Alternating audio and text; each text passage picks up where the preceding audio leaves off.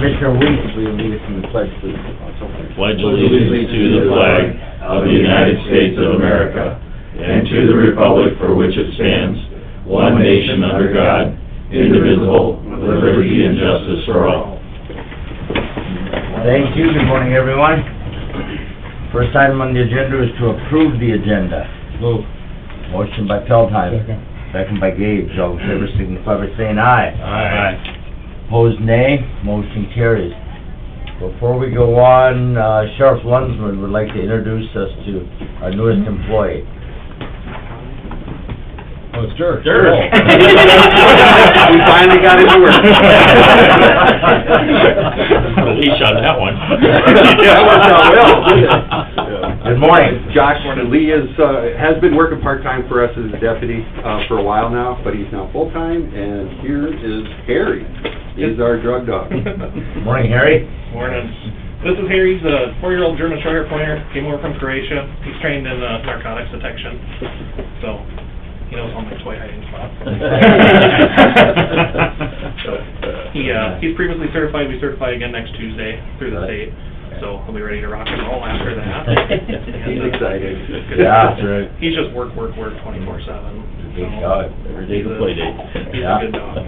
So. Wanted you guys to be able to see him, meet him, and you'll be able to answer questions if people have questions, seeing him running around. Mhm. Yep, absolutely. Stop, say hi.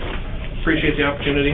Looking forward to Very it. good. So, I think he'll be a good addition to the agency and the county. So, You got it. be good to Good go. luck. I assume he can cover some territory pretty fast. Yeah, away. faster. Yeah, faster than me. Yeah, I have a really long leash. All right, well, thank you for... You bet. Thank you. Thank you. Thank you. Thanks for what you do. All right, at this time, we will open the meeting up for any public comment. Is there anyone that would like to speak to the commission on anything that's not on the agenda? In person, out there online, on the phone? All right, seeing none, we will move on to second reading and possible adoption of ordinance 260. Ordinance 260, an ordinance amending Title IV, second revision, Brown County ordinance as amended to rezone certain described properties. Filed by John and Lindsay Peterson to go from Ag Preservation District to Lakefront Residential District. All right, this is second reading and possible adoption. Is there anyone here to speak to ordinance 260? Not, I would entertain a motion to approve. Move. Second. Motion by Denner, second by Weiss. Further discussion? Hearing none, all in favor signify by saying aye. Aye. Opposed, nay. Motion carries. Next up, public hearing for malt beverage and South Dakota Farm wine licenses for Stacy Gosman doing business as 3 separate entities. Morning, Stacy. Morning. How you doing today? Doing great. Good. Doing great. This is a public hearing to approve your wine and malt beverage license. First one is a notice of hearing upon application for sale of alcoholic beverages, purchase retail on-off sale malt beverage and South Dakota Farm wine license for Stacy Gosman doing business as at East in 5759 East Highway 12, Suite 2, Aberdeen, South Dakota, Lot 1B, Gosman First Edition, Kessler's Outlet to Aberdeen in South Quarter of Section 15, Township 123, Range 63. All right, is there anyone here to speak to this first license for Head East? You want each one done separately? Yeah. Okay. Move. Motion by Weiss, Second. second by Gage. Further discussion? Hearing none, all in favor signify by saying aye. Aye. Opposed, nay. Motion carries. Next, we have Westbound, purchase retail on sale, off sale malt beverage and South Dakota Farm wine license at 5759 East Highway 12, Suite 3, Aberdeen, South Dakota, Lot 1B, Gosman First Edition, Kessler's Outlet to Aberdeen in the South Quarter of Section 15, Township 123, Range 63. Is there anyone here to speak to the license for Westbound? Hearing none. Move. Second. Motion by Feldheim, second by Weiss. Further discussion? Hearing none, all in favor signify by saying aye. Aye. Opposed, nay. Motion carries. And up north, purchase retail on sale on-off sale malt beverage in South Dakota Farm, wine license, Stacy Godwin doing business as Up North at 5759 East Highway 12, Suite 4, Aberdeen, South Dakota, Lot 1B, Godwin First Edition, Kepler's Outlet to Aberdeen in the south quarter of Section 15, Township 123, Range 63. Is there anyone here to speak to the license for Up North? Seeing none. Move. Motion by Weiss, Second. second by Gage. Further discussion? Hearing none, all in favor signify by saying aye. Aye. Opposed, nay. Motion carries. Congratulations, you're set. Thank you. Can I say one thing before I go? Absolutely. I'm gonna turn in one more thing, over here at the county this morning, and, in a couple weeks, you guys will see it, but I've got, paperwork and stuff for it, as far as, HKG drawing up some plans and stuff for us, so we're gonna do some work over on the corner of Roosevelt and Mesa Avenue. We cleaned it all up already. City called us and asked us we would, and even though we're not in the city, we did it anyway, because none of our stuff looks like it did, like that did. So, I appreciate your time. I'll see you guys in a couple weeks. All right, Thank you. thank you, Stacy. That's your collection.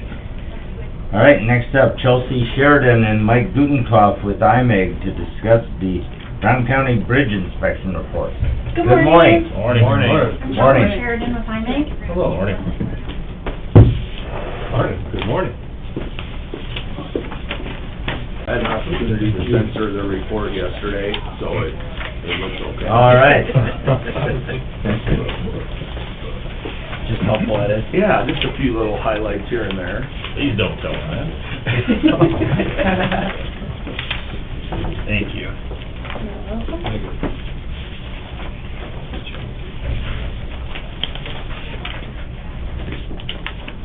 Anybody else want to make some? You're welcome. Everybody get a copy? Yes. All right. Chelsea said, I'm Mike Gutenkopf and Chelsea Sheridan. We did bridge inspections this year again, and that is every 2 years generally. Bridges need to be inspected by federal standard. Some a little more often, some are on an annual inspection, some are on a 4-year basis if they meet a certain criteria. There's a total of 134 structures that we inspect, and this year, This year we did 60. 60 out of that 134. So we'll go to slide 3 here in the PowerPoint presentation. We put together an average replacement cost of the structures that are eligible for replacement. This is just kind of a general starting number based on structures that have been let through the DOT in about the last 10 years that are similar in size and material. And then from that, we take a 20% average replacement cost that would be if you would apply for like funding through the DOT. So these are just some breakdown numbers for structures that would be eligible for replacement. Of the 134 structures, 85% of those are in good condition. 5% are in fair, and 10% are in poor. We have a supplemental document here. We call this our prioritization sheet. So it's sorted by prioritization on the far right column. And here we just list sufficiency rating, which is from 0 to 100, with 100 being a brand new structure and 0 would be no longer effective or in working order. Whether it's eligible for replacement through the DOT program, our costs, and then the type of road that's carried. And we give a higher priority to a county asphalt, given that there's typically more traffic there. So here you can just see the breakdown of what you guys are looking at for structures in the county. And some of these, that are in poor condition are on minimum maintenance. They're not a top priority for the county, and Maybe even never be replaced. Yeah.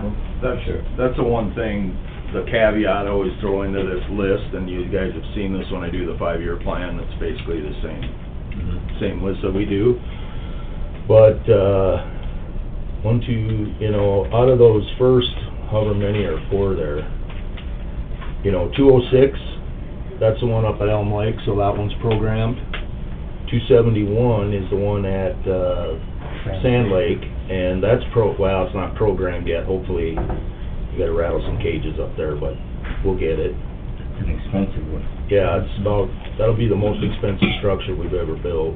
93, I believe, we replaced this year, that's south of Groton, but like 81 won't, 2, 3, 4, and like 81, you're really gonna have to explain to me why we would replace a couple of those, So, I always like to take, out of the poor ones, to really make things look great, apply some common sense to the poor ones, and are you ever gonna replace that? And I know ever's a long time, but there's those, half of those red ones at the top will go until these guys tell us that we have to close them, and then we'll make a decision at that time if we're gonna try to do something. So just my little qualifier on there. So it would be up to IMEG to tell us which ones they recommend closing based on sufficiency rating?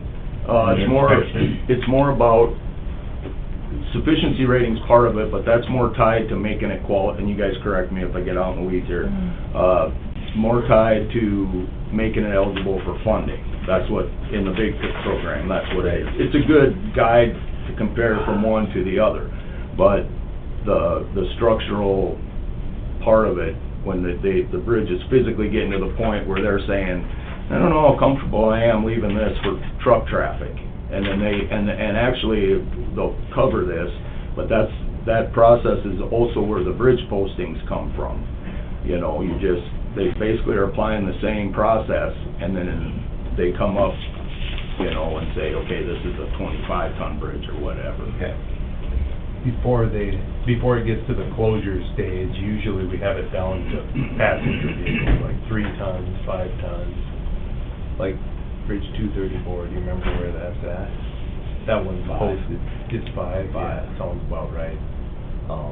And it'll stay that way for a little while anyway. Unless the debris in the river takes it out. Potential, you never know with the Jim River. But, at that point, we recommend closure when they get to that level where they need that, but. And that would be an example of a structure that we're looking at annually, Okay. Yep. given its condition. Slide 4, we're just showing that, in the last 8 years, you can see as the sufficiency rating increases. This isn't a number we pick. We, go out, do our visual inspection, do our load rating calcs, and we plug everything into a database. And the database kind of levels the playing field for all structures, across the U.S., and then will give us the sufficiency rating. So you can see in 2020 and 2021, you guys are 8-9 points ahead of the South Dakota average of structures, and really, Brown County is sitting in a very good position compared to other counties that we inspect, especially the number of structures that you guys have. For sure. So we just want to commend you guys on, the work that Brown County has done. One structure was replaced this year, so you can see that it went up 0.3 of a point. But yeah, really, that's all we have for you guys this morning, unless you have any further questions. Nope, it's a good report, pretty self-explanatory. I agree, it looks like we're sitting in pretty good shape. We didn't have any changes this year either, right? So nothing went further posted. No. Usually, we get a list of 4 or 5, well, let's see, you're doing on-system. So next year, when you do the off-system, those are the little more rural, the ones nearer the top of the page on there. So, some of those, generally, we'll Yeah. see more movement in the postings. Yeah. And I guess that Bridge 350 was one that, we have one bridge that went from being okay to being like, all the way down to 5 ton, I believe. Yes. Yeah. Because something shifted on it, so that one's Bridge 350, it'll get moved up the food chain but you won't see it represented on, well, you did it last year, so it would be on there. Yep. Yeah. So, that was gonna be repaired. Yeah, we'll replace it next year. We got Holloway he's putting a plan together, gonna take the deck off and just do the understructure, because the deck itself is Mhm. okay. So Holloway will go pull the deck off, straighten out underneath, put the deck back on. Okay. So Elm Lake is next year, correct? Is that Yes. right? And then how far roughly are we out on the Sam Lake Bridge? I have no idea. Just with the refuge, that's a wild Yep, card. I've gotta, actually, I'll reach out to him today, because I got sticker shock when I saw that bridge is gonna be $4.5 million, and we're paying for half of that one, because of the program it's in. So, we gotta get them. And the other thing is, you know, I don't know if I mentioned this last week, I don't have a warm fuzzy. This isn't me knowing anything, I just read a lot, let me put it that way. I don't have a warm fuzzy about the future, and nothing against our friend Carl over there, but the warning signs I'm getting from the DOT and different things, I don't have a warm fuzzy about perpetuating funding into these county programs. I'm not up to speed enough on the last disbursements, if they're protected by statute or not, like the first batch of stuff is. You know, they added more into the Transportation Commission, added more into the Big Bridge program. Like I said, I don't have any hard and fast evidence, but I wouldn't be overly shocked if all of a sudden that's not there. Going, you know, I don't think they'll take away anything that's programmed. But to Drew's question, that's a little bit of where I'm getting a little squirrely on that, because I would hate to get in a situation where they take the money back that they've already appropriated for it.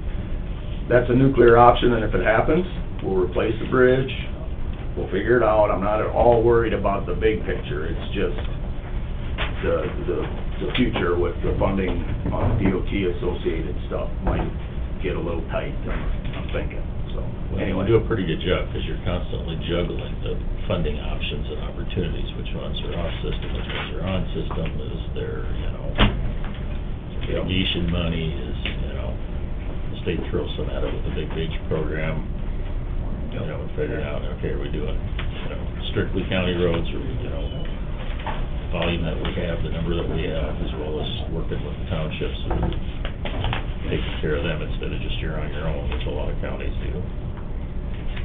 You know, it's interesting that you brought that up, and actually, we talked about this yesterday. I got a phone call from my new best friend from Crystal Falls, Michigan, beautiful area in the Upper Peninsula, and he started in, and which is weird, because the area code and the name and all this, and it could be anything, right?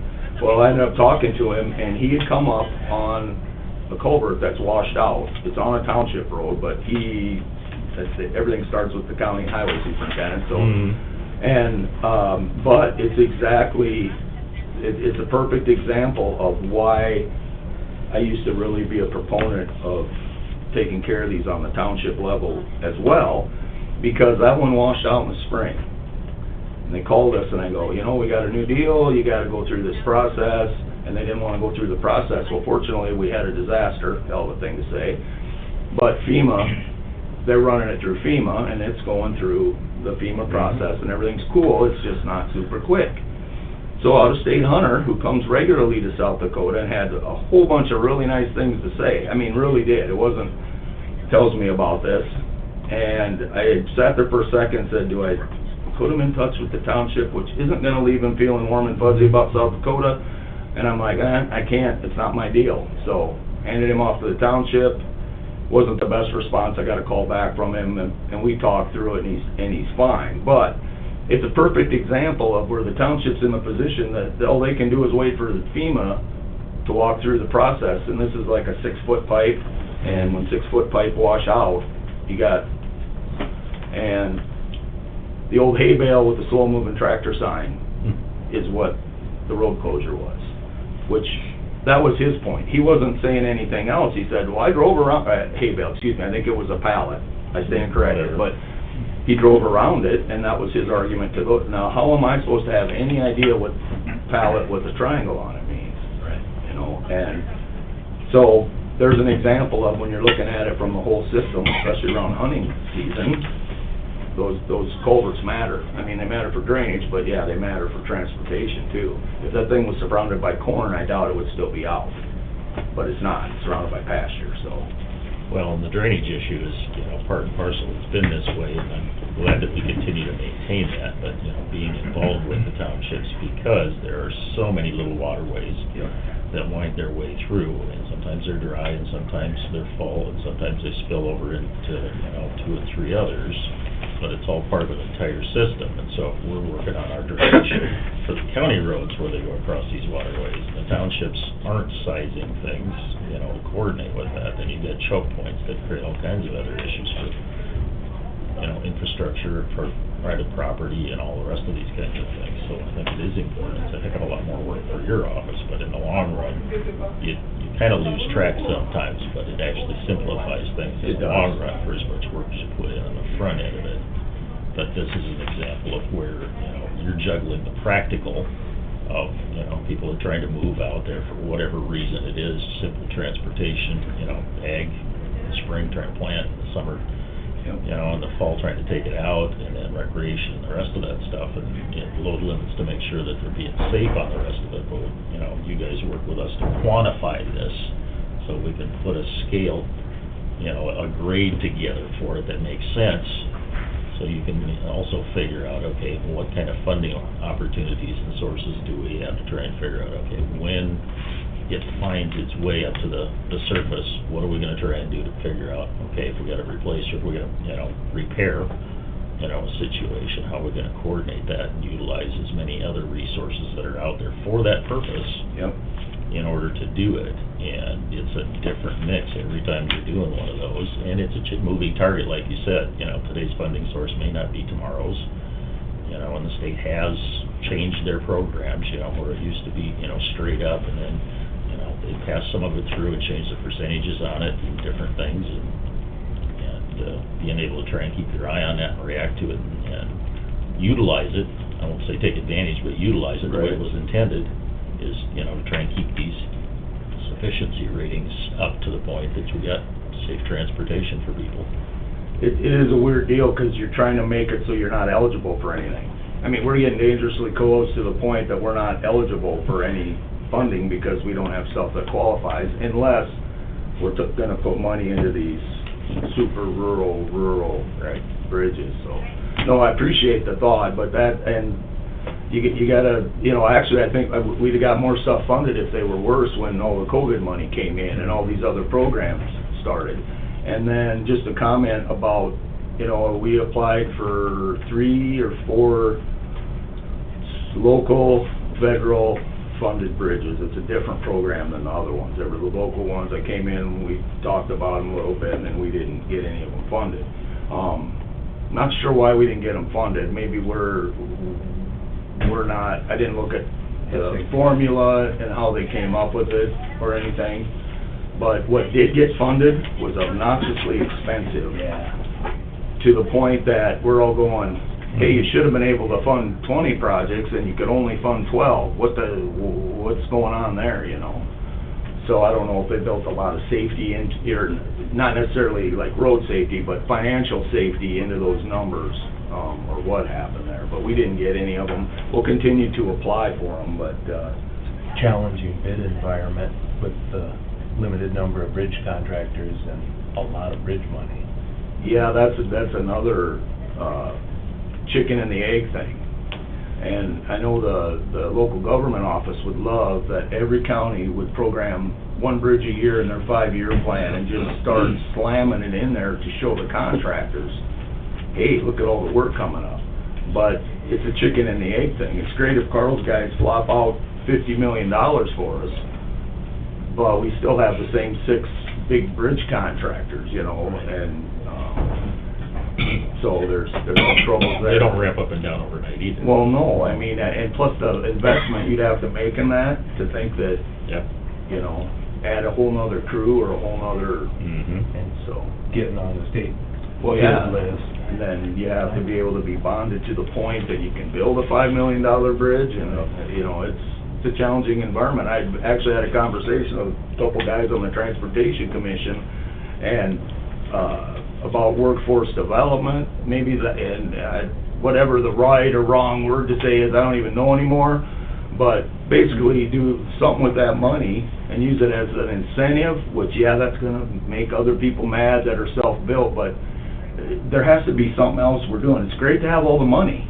That's great, you know, but, and we've got engineering firms that are glad to charge you $200-300 an hour to talk to them, so that's great. And, but the problem is you just can't, and then the supply too. I mean, supply is an issue on that stuff, so there's, but how you ramp things up, and even then you add in where we're at in the world, you know, it's a little harder, but, no, it's all, just keep, I mean, I think it's a positive conversation. Bridges stay fixed longer.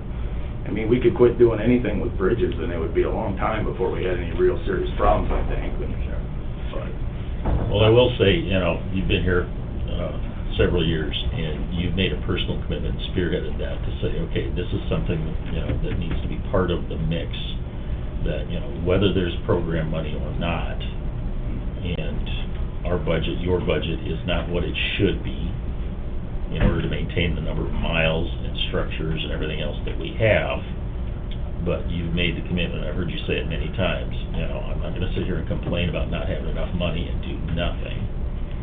We need to stay ahead of this along with what we can out there, and it's a juggling act, and, you know, we get the calls, we've had people in here, and we get it, and it's, you know, you know, there's appropriate frustration out there, but it's like, well, you're taking care of this part of the county. Well, really, you put the phone call I just got 10 minutes ago was those people, and they're not necessarily happy either.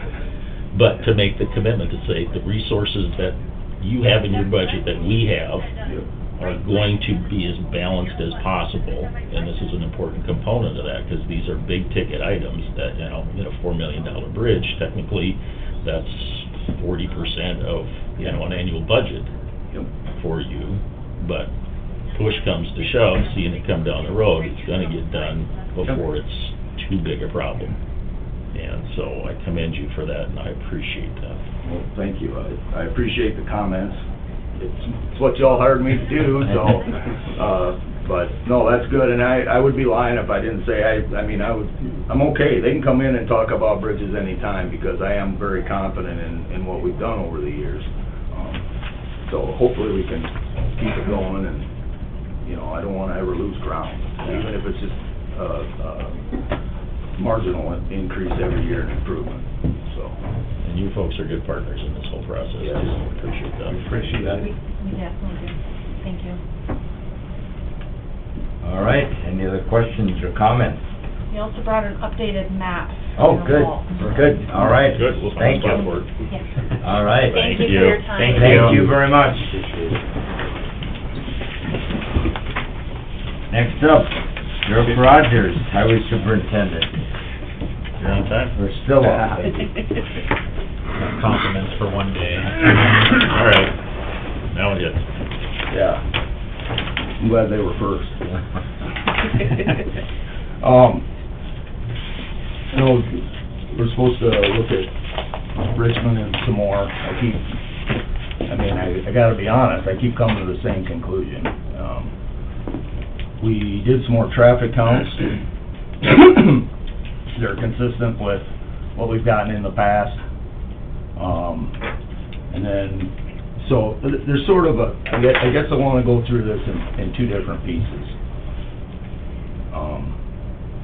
You sort of got two things that have come out of that discussion, and we're gonna do the guardrail, and that's moving along, and whatever comments or questions about the cost of that, whatever, it's gonna be what it is. IMAK's designing it to the direction of the state, safety engineer, and we're doing that. We can do the bentonite. You take bentonite, mix about 2% bentonite on your bridge approaches, and it's supposed to help take the washboards out of it. They've had a lot of success in a lot of places, so we're gonna give that a whirl. We might even try that this week if it stays warm enough. I don't know enough about temperatures with that stuff, I don't think it'd be a problem, but bentonite holds moisture like a lot, so. So those things we're gonna do, and then, the road from the piece of the road from the lake, or excuse me, from the state park over to 13A, that used to be paved and it's milled. In my world, that's different than 13A. It's in a different category, because it was paved, it got milled. Hopefully it stays gravel, but it's not the same as a road that's always been gravel, in my opinion. So, if we're gonna start, now I'm talking, let's let that milled road sit there a minute, talk about 13A. That's a pretty big paradigm shift to go and start paving gravel roads that have always been gravel. I don't have anything that tells me that the traffic count is high enough on its own accord that you would pave that gravel road. 10 south of Warner, we did some quick traffic counts on some other gravels. 10 south of Warner, which used to be paved, 2000 that was milled up. That one's got about 325 cars on it. South bypass, first mile off the pavement that goes up to Walmart, you know, to the curves. That one's at about 300. Those two would be those are two that I would come in and say those should be paved. Those 2 miles should be paved prior to that one out there, if we're gonna head down that path. Based on traffic counts. Yeah, based on traffic counts, yes. Actually, we didn't get one on 8th Avenue to Bath, and that has extenuating circumstances out there, because I'm reluctant to put a whole bunch of money into a road and then turn around and say that part of the traveling public can't use it. And I don't know that I want to open that up for trucks to go in there. So there's all these, like you were saying, everyone's a little bit different. So I really cannot get behind, now, again, 3 out of 5 of you, and I'm a little facetious, but I'm being serious at the same time. If you guys tell me to do it, I'm not gonna go stomp it off, but there won't be any long-term thing there. But we're headed down a whole new route if we're gonna pave those gravel roads that have 150 cars on them. And I'll say 200 in the summer, maybe, on that one. If there was, I don't even wanna say it's a recommendation. I would pave from State Park over to 13. We'll finish the guardrail, we'll try to treat the washboards. I don't have it in the budget. I'd either have to rob it from somewhere else, or if you guys could supplement like 100,000, but, I'm not recommending it, and I don't like it, but I would do that if it would be a reasonable spot to land on this whole thing. But start paving gravel roads is really, really a problem for me. I mean, that's Going down a road you don't want to start going down. yeah. It just, we got, and there's a whole bunch that were milled that are gravel now. I mean, the one going up to your guys' house is, 240, I think that's got on it. You know, right north of town, that first mile, something like that. Well, it's taken a long time, and I think getting the guardrail, you know, when that gets done, and I understand why it's taken so long, because we're doing it with different standards and different funding and stuff. I haven't been out there recently, but the times that I have, and other folks, you know, the washboardiness approaching that bridge coming from both directions, whatever a solution is to try and minimize that and stabilize that. I'd encourage that we aggressively go after figuring out what that is. Okay. Whatever that solution is. Good. You didn't mention the product, what is this product? Bentonite. Bentonite. It's just a kind of clay. It's a binder. Yeah, it's the kind of clay that holds like 100 times its weight in water. So that used to absorb and Yeah. stop water leaks usually? Yeah, some of you sneaky cattle guys feed it to your cattle to fill them up. Yeah, well, that's why they sell it over at Fleet Farm, you know. It's part of the mix. But, I've used that in other applications before. It's just you have to be careful not to put too much in there, because it holds so much water in there. It's a very small percentage. But, I mean, we're gonna give that a try. I just have to call somebody and ask them about there's a problem with doing it at this temperature, I don't think so, if we're above freezing. So when you apply it, do you do any milling at all? or Well, do you if we hadn't incorporate put- it in? We would have if it wasn't that, we put the mill away. And Oh, we'd have to okay. unpack half the fairgrounds to get it back out, Sure. but. that would be the best That would be way to the do it. primary way to do it, but Right. we can do it with a blade, we'll just cut, and the particular operator we have, but we'll cut about 4 inch, we'll cut some back 50 feet or 75 feet each way from the bridge. Figure out how much material you got there, figure out what 2% of that is, and then go get some bentonite down at Runnings or TSC, they got it in town, and, throw it in there and see what happens. I don't know, I think it should work. If it was the middle of summer, we had the mill out, you just throw it out there, and Sure. just mill it in, relay it. What were you gonna say, Mike? Other Mike? What's the rough cost of that gonna be? I don't know, not very much. Well, I'm just curious, at some of the numbers that you guys did, and I know tied into the, traffic counts, also, the traffic counters also do speed checks. Yep. So do you feel that speed has anything to do with, Well, traffic? based on that, yeah. So, just so everybody's aware that the speed limit out there is 30 miles an hour. Average speeds, depending on which counter you go with, are 10 to 15 miles an hour higher than that. Yep. So, I mean, the cheapest fix for that would be everybody slow down to the speed limit, Yeah. which would cost $0 all over. It's funny, because using that data, you could legitimately come in here and make an argument for raising the speed limit, because 80% of the people are driving at 10, whatever. I mean, that's how you set the speed limit, is what 80% of them are driving. And in that case, way more people are driving over the speed limit than are driving the speed limit. One's 52 miles an hour, I think, the one at the bridge. Yeah. And we put 2 counters out there. There was one up at the corner and then one on the bridge. Now, they're not capturing different things, I just wanted to see if our counters are counting. And it counted 520 on one and 500, it was 5 off. There was 5, 525. yeah, 525 and 520, is that what they are? Mhm. So, I mean, it's gotta be, that would've, one guy pulled in there, looked at the lagoon and drove back out, would be that Sure. difference. We bounced over it because the roads were... Yeah. So, I mean, that's my statement on that. And I don't know if we do that, and then we just continually listen to what happens on 13A, I don't know, but I just wanna, and I'm not insulting your guys' intelligence, I don't intend to, I'm just saying, I wanna make sure you realize that that's a pretty big jump to start paving roads that have always been gravel. Right. When you talk about paving 13, is that just west of the state park for Yeah, that it's short, like- is that like a little under half a mile? It's like 4,000 feet, I think. Oh, it is always a It's a little more than a half, Okay. yeah. I'll say like 3/4 of a mile. Right. Is that the one you shot oil on? Yeah. That didn't seem to... No, that was fine. That's how long the oil is 4,000 feet? Yeah, I'd say. We've shot it twice now.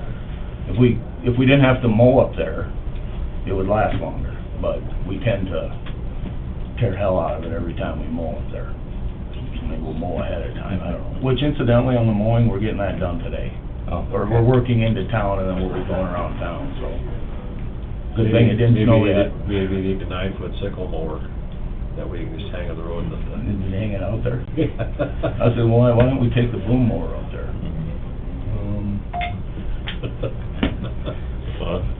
Good idea. Glad you thought of that. Yes. But, it's different, but 8th Avenue going all the way out to Bath, Yep. that's got sections in it that have deteriorated, their gravel and intermixed in there. Yep. And, sometimes it stabilizes, sometimes it doesn't. But I think it makes a big difference just in the perception of the whole thing overall. If we can address appropriately that washboardiness on both sides of that bridge, because the speed limits, they're even like you said, and I was gonna bring that up, the 80 percentile. Yeah. Unless there's extenuating circumstances, a school or a residential neighborhood or something like that, you let people drive whatever they're driving, and 80% is, what the natural, safe speed is for a lot of those things, but we put specific speed limits on things.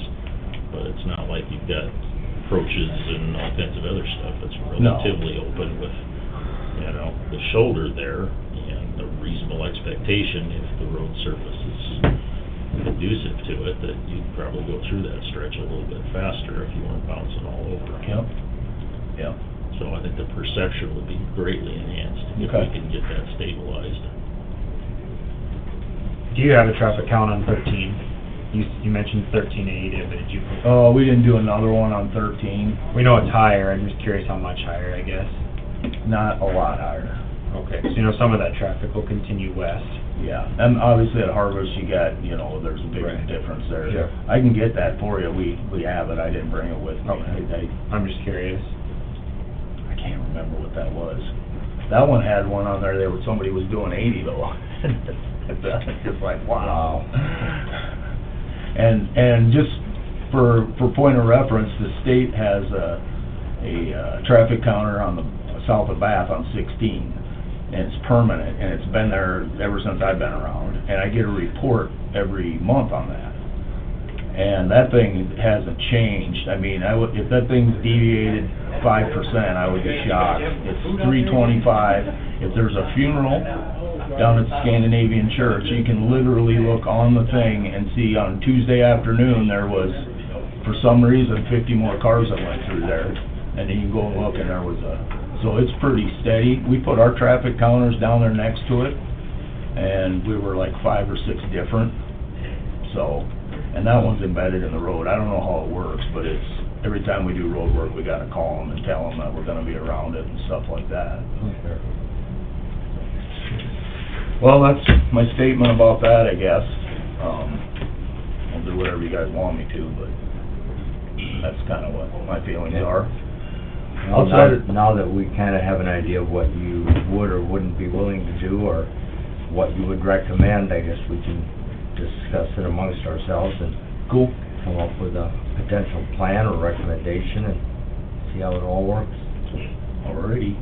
Other than that, we're still hauling gravel, and we will be for the foreseeable future, as long as I can keep locating reasonably priced product. And, what else are we doing? We're going to pick some rock, I'm gonna start collecting some riprap, I think we're starting on that today. So if I say pick rock, we don't pick rock, we just go pick up the pile. Yeah, I got some spots. Yeah, I We're know. looking for Yeah. picking. Somebody heard that one time and the phone didn't quit ringing for 2 days. Got one for you. Yeah, Farm kid's favorite job. that's right. But no, we're doing that and Not pushing snow. not pushing snow, which, you know, and just before anyone asks you, we don't save any money in an open winter. Well. Open winters cost you more money because you're still doing stuff, But you're okay? getting stuff done, but Yes, that's pushing. so water open around. winter, you get ahead on time, but you don't save any money. Right.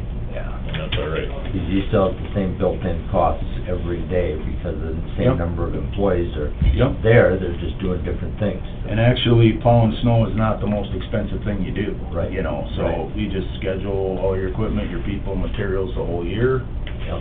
and then, I don't know. I don't know if it's right, but it hasn't snowed yet, so it's working good this year. Okay. No complaints. All right. All right. Thank you, Dirk. You bet. Thank you. All right, next up, approve and Thank you. authorize auditor and chairman to sign combined election agreement. Lynn, Yeah, it's, it's in the packet. we already approved it last year, but, the school had a couple people retire, so I wanted to update the form, the new employees. Tom Janish and Deb Foster both retired, so that we can get the new employees' signatures on the top. Okay, we have a motion by Weiss, second by Feldheim. Any further discussion? I'll just make a really quick comment. Sure. I'll vote for this. Just a question for when we redo this in the future. It could be worth, looking into some of the rural vote centers. Personally, I've been a registered voter both in the city of Aberdeen and outside of the city of Aberdeen, both as a member of the Aberdeen School District, but I voted in rural vote centers, so there could be the process here, but it could be worth looking into to possibly see if the school district and or the city would share some of those costs into the future, so. When you're allowed to vote in a vote center Yeah. outside the city. Exactly, so, Okay. that's all I've got. And then, what's the term of this until we redo it, basically? It's through 24. 24, okay. I didn't look at this specific date. Okay, we have a motion by Weiss, second by Feldheim, to approve signing. Any further discussion? Hearing none, all in favor signify by saying aye. Aye. Opposed, nay. Motion carries. Next up, approve and authorize advertising RFP for tuck pointing. That was also in the packet. Judy put that together. She's still working on the spec. She wanted to get this approved so we could get it published. If we have questions, we can call her. I'll move it.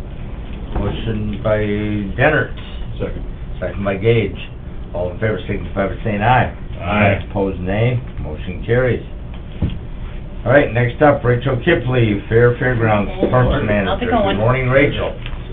Looks like I got two items. First one is just authorized, I wondered if you guys would sign the contract. You have the deal points in the packet for the first concert announcement. We are still working with legal on a few little fine points, but since it's out and about, thought maybe we should get the signature on that. That's Gabby Barrett headlining for Thursday.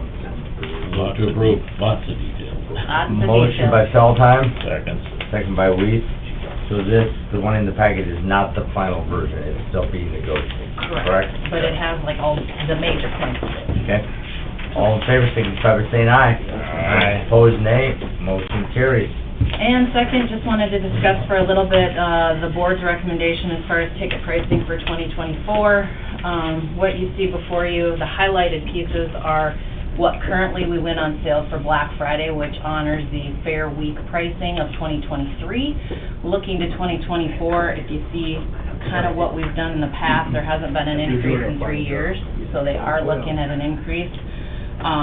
There's been a kind of an outcry from the public of better and better entertainment. And so I think the board and the entertainment committee and the SADI do a really great job of looking to see what's available, but it's getting harder and harder as the expenses of everything goes up. For a $450,000 budget to put on, 4 nights of concert, that gets to be tricky. So by putting a little bit more price, like increasing the prices for 2024, what they're hoping to do is if the will is there, the folks to pay a little bit more, then when I come to you budget time is to increase the line item for entertainment. I think you can see by using our new booking agent and by using a little bit of routing that they have available with some of their other partners, venues, casinos, things of that nature, that we can get some pretty good deals and discounts by doing that. And we can still get some pretty big names here. We're looking forward to, not finalized yet, but a couple other artists that are getting very close. Hope to have one more at least announced before Christmas.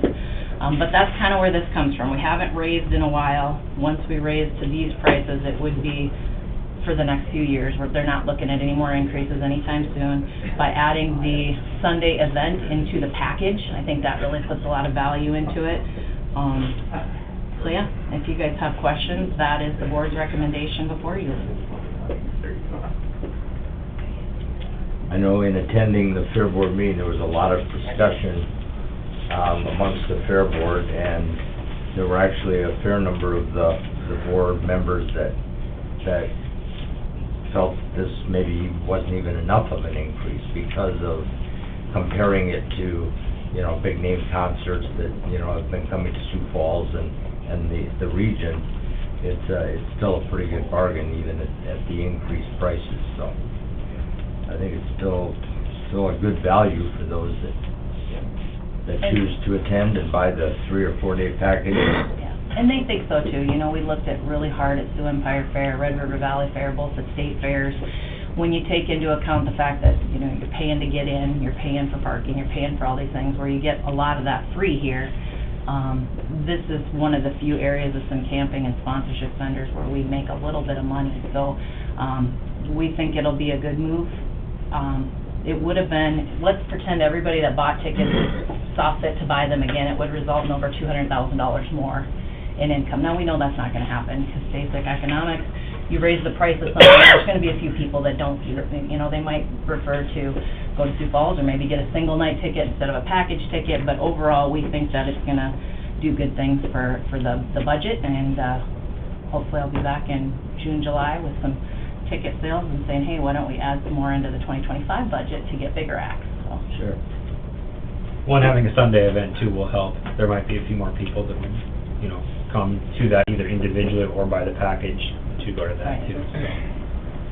And the thing to remember too, and we want to make sure this is before you in case you get questions, we have had about $14,000 in sales right now for the holiday special, honoring that week of pricing, so folks can still get it cheaper than they will when we close on the 25th of December. It will be closed until March when we open back up, and that will be these new prices. So we're doing a lot on social media. I've got a scheduled time to go up to Hub City and some of the radio stations to make sure they're aware, hey, buy your tickets now if you're a fan of going to concerts, carnival, whatever, get the tickets this year while they're cheap. If you want to save about $30 a ticket, buy early. Good sales pitch. All right, any other questions, comments? So is your intent to have us consider adopting this now, or this is for informational purposes to adopt it at a later date? You told me, I guess I would prefer to know that you guys have the back of the board and that you like the, you know, the only thing we're not deciding right now is the individual concert nights. And the reason behind that is, if we get a, let's say, $150,000, $200,000 act on Saturday and only a $50,000, we want to be able to vary the individual nights. We know what the package is worth because we know what the total is, but we might, depending on who we get, tweak the individual nights come March. Based on the caliber of the Right. entertainment. Yep. Okay. And then you're gonna tighten that up a little bit to try and keep it to 2 acts on the evening. That's the game plan. There's no intent to do 3 this year. Okay. So you'd like us to consider adopting I would. these prices this month? Maybe everything but the GA, just leave the 4 individual GA out of it. Subject to possible change. Right. So approve everything but Wednesday, Thursday, Friday, Saturday, general admission. Okay. Well, I agree with Commissioner Sutton's comments. There's both a perception of value as well as just the actual value. And, you know, we've got such a dedicated following and still, you know, people waiting in line for camping spots and things like that. It's vacation destination, staycation destination for a lot of folks. Price of everything's going up. I think this is a pretty modest increase, especially with, you know, the challenges of getting the kind of entertainment that we want and going forward, so. I move it. Second. Okay, we have a motion by Weed, second by Denner to approve the proposed rate increases except for Wednesday, Thursday, Friday, Saturday general admission. Is that what we're doing? Everybody's in agreement? All right, any further discussion? Hearing none, all in favor signify by saying aye. Aye. Opposed, nay. Motion carries. That's all I have. Thank you guys. Anything for me? So you get plugged in. Yeah, that's what everyone wants to know. If I'm buying at a discount, what's it gonna be? Yeah. Right. I saw some of that on social Yep. media, so. How'd your convention go? It was great. We had 16 of our board and staff there and got some really great showcases, and they're looking at doing a couple options of who could be in the free tent and doing maybe a social media plug and have people vote, which one would you like to see, and kind of some of that. So, yeah, it was great. Good turnout? Yeah. Good. It's unfortunately in 2 years, they're looking at going to here and instead of coming back here, so I don't know about that, but. They'll be back. Yeah, that's right. So, well, I'll hang tight for your Good. other deal. All right, thank you. Thank you. Get a picture of that? Next up, Mike Scott, landfill manager, discuss solid waste fees. Good morning, Mike. Good morning. I'd like to go into a brief exec first, if that's okay with you. All right, motion by Weed, second by Gage, to go into exec to discuss personnel. Contract, I'm sorry. All right, all in favor, signify by saying aye. Aye. Opposed, nay. Motion carries, we are in exec. Light is back on. We'll be at ease for just a minute while we get Please enter your access Redialed in. code, followed by the pound or hash sign.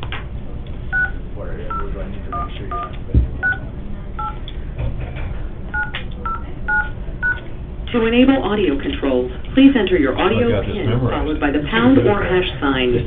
If you do not have a PIN, just press pound or hash. You got the touchdown and everything. The organizer has not yet started the meeting. You will be placed on hold until an organizer starts go to meeting. Internet's full. Call Pat.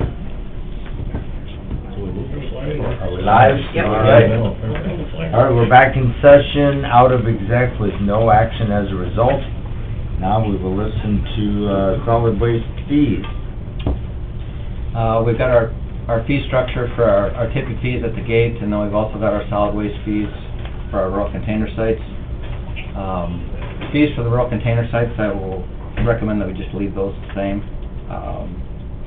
We're holding our own on those fees unless someone else has something different, but those fees that we're generating and revenue from the rural container sites is right around that $600,000 to $650,000 mark. So that's easily covering our costs on that end. So I would recommend that we just leave those fees the same. Okay. So tell me what those are at right now. Those are a little complicated. Well, the other reason I ask is, inflation is stabilizing, but it's still relatively high, and there are associated expenses with that, and I appreciate the fact that we've got a bit of a margin in there. We're not a profit business, but maintaining, from an enterprise fund standpoint, because part of that whole thing, does feed into the landfill itself. Correct. And it does contribute to filling up, the site that we have, which is its intended purpose. But there's significant costs coming down the pike in the future to continue to maintain the capacity to do that. So I'm not being critical, I'm just questioning with the inflationary push and so forth, if we should maybe increase those slightly to maintain the Right now, margin. probably the biggest one is $33 a year. That's Aberdeen, places that have curbside service. Those are $33 a year. Mm-hmm. And that does include, our compost service that we provide also. Right. When was the last time those rates were changed? I don't know, for sure. It's been a while. It's been a while. So I agree with Commissioner Weiss. I think when you look at inflation, when you look at the cost, as you well know, of any new piece of equipment, how much that's gone up in the last few years and probably isn't done yet. I think as long as we're considering an increase, we should seriously consider a modest bump in across the board. Myself. Sure. $5 or 10, or I guess I'm not exactly sure how many households. I mean, that encompasses with that $33 per year. I'd have to look at that. I mean, Well, I can come back with those numbers again. I don't think 5 would be out of line. If it's been more than 3 years since we've done this, you look at what inflation's done just over the last 2 years, $5, I can't imagine anybody would even question it. No. How about an even 7 and make it 40? I mean, That's fine. You get different prices in there. Right, there's 33, 83, it's about 30, and 50.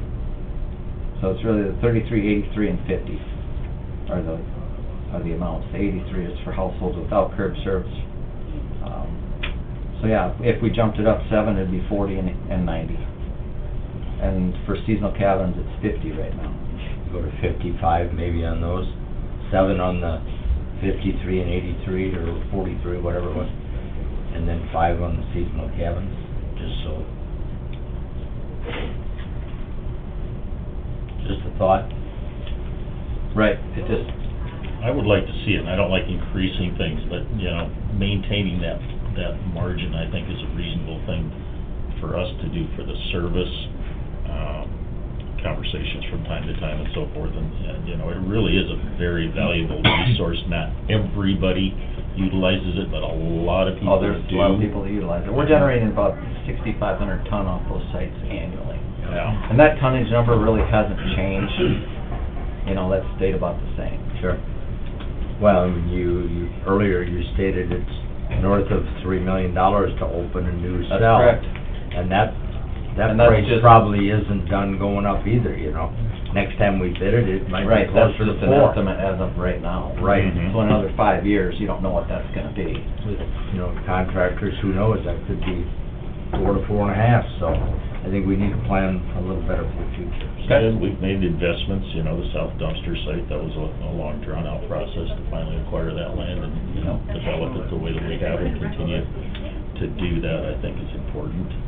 with them, so I would support making those adjustments to the prices. Not that I like doing that, but I think it's important that, you know, if we're in that business, which provides a very valuable service to people, Okay. I think it's a reasonable expense, so, thank Is you. that a motion? I'll let him finish the rest of Oh, his okay. presentation, but I'd like to include that Okay, as part all right. of what that, when we get to that, if Okay. that's fair enough. Yep. And then our actual tipping fee schedule at the landfill itself, there's just miscellaneous, materials that I've got slated to raise. For instance, our contaminated soil would go from 14 to 30. Our rubble rates, asphalt shingles from 20 to 30, from 14 to 30, and that's more concrete and rock. Just trying to get these all streamlined into one category and one rate. Pricing structure. Our sludge material from 20 to 38, and a lot of these materials are dumped in our solid waste cell.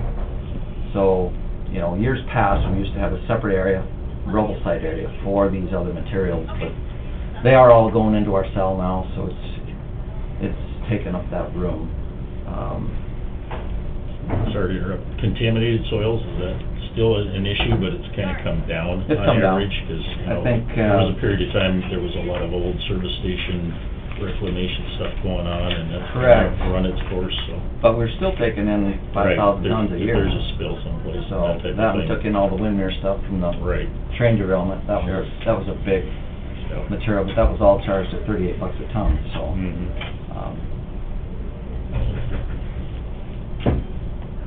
Tires, like I said, everything is, right now, tires, their cost is about $2.25 to get rid of a ton. So we were at 200, so I'm raising that up to 300 a ton for tires. The tire count from 250 to 4. Our tree rates from 20 to 30.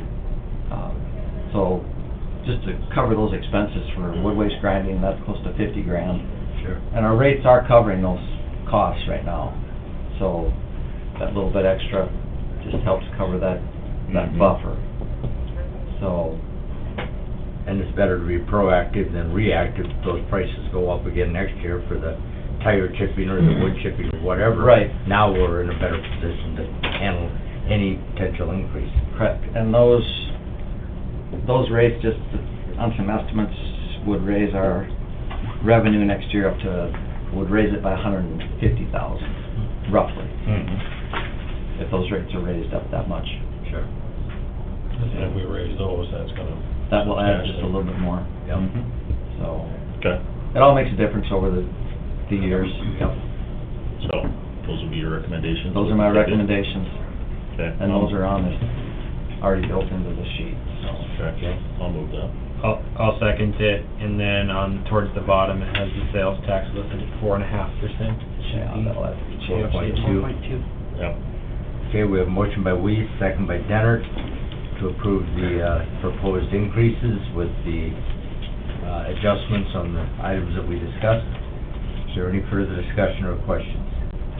Hearing none, all in favor signify by saying aye. Aye. Opposed, nay. Motion carries. All right. Thank you, Mike. Thank you. Thank you. I'd just like to throw in there, it hasn't been an issue here lately and stuff with utilization, especially, you know, at the north side here in Aberdeen, for the grass clippings and the rest of that stuff. You know, there was a period of time when we had people question because there are quite a few professional services that utilize that and so forth, and just as a reminder to folks that, you know, they're doing that service for property owners, but the property owners have already paid. They've already paid that. The Correct. assessment to utilize The the only, facilities. the only time that wouldn't be the case is if that professional service is doing it for a business, but, Yeah. you know, for the most part, those professional services that are utilizing that grass and leaf dump-off site, they are doing that service for a residential user that's already paid that fee. So, they're simply. they are paying for it. Yep.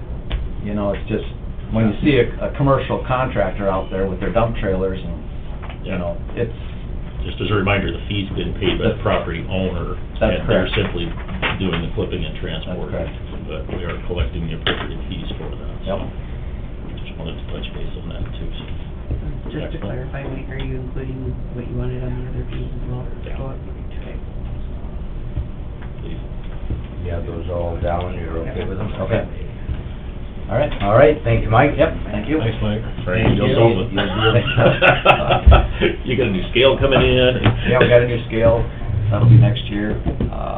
Obviously, it didn't get done this year, but, you know, that's $175,000. We've got a new pay order, Mhm. that's another $300. So, yeah, because, I mean, In order to maintain the level of You- efficiency. you toss any unexpected expense in, Yep, you know, it's, adds up in a hurry. it does, so. All right. All right, thank you. All right, moving on, we'll go to the consent calendar. Approval of the general meeting minutes of November 21st. Move. Motion by Gage, second by Sutton. All in favor signify by saying aye. Aye. Opposed, nay. Motion carries. Claims. Move. Second. Motion by Feldheim, second by Weiss. All in favor signify by saying aye. Aye. Opposed, nay. Motion carries. HR reports. Move. Second. Motion by Denner, second by Weiss. All in favor signify by saying aye. Aye. Opposed, nay. Motion carries. Zoning ordinance, set the hearing date and authorize advertising. Move. Second. Motion by Gage, second by Weiss. All in favor signify by saying aye. Aye. Opposed, nay. Motion carries. Plats. Move. Motion by Weiss, second by Gage. All in favor signify by saying aye. Aye. Opposed, nay. Motion carries. Claim assignment. Move. Second. Motion by Feldheim, second by Weiss. All in favor signify by saying aye. Aye. Opposed, nay. Motion carries. Is there any other business to come before the Brown County Commission this morning? We had a we had no request earlier from HR. Do you have anything, Ross? I can do, contracts and then security. Okay. Motion by Weiss, Second. second by Jenner, to go into executive session. All in favor, signify by saying aye. Aye. Opposed, nay. Motion carries. We are in exec. Lights back on. We're back in session, out of exec with no action as a result. Is there anything else to come before the Brown County Commission this morning? Update on the TIF thing, I'm still waiting to hear back from that other county that has something worked out with the city. I'll probably follow up with him this week or next week. Okay, and you're somewhere on your back burner is your policy for... I'm in trial next week, so Okay, by the new year, I'm gonna clean my desk off, hopefully, once we get this out of the way. just checking on the policy that we said we would be working on. Minnehaha did settle, Mm, I and saw that. so it might actually benefit to wait and see what their final Mhm. policy ends Sure. up being. Yep. The concern is that room in the basement, I do need to follow up with the insurance people on that.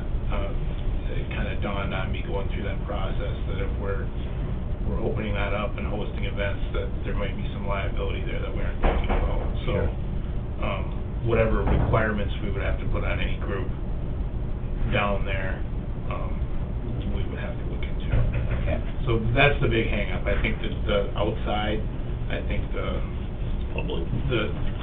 10 feet from the door that we have now, I think makes sense, and I think that's gonna fall pretty close to what Minnehaha ends up with. And we've had some inquiries from some other governmental bodies about our policy, and it's just not done yet, so. Okay.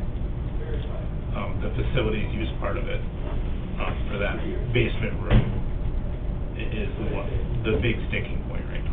Okay. All right, if there's nothing else, entertain a motion to adjourn. Move. Second. Motion by Feldheim, second by Denner. All in favor, signify by saying aye. Aye. Opposed, nay. Motion carries. We are adjourned.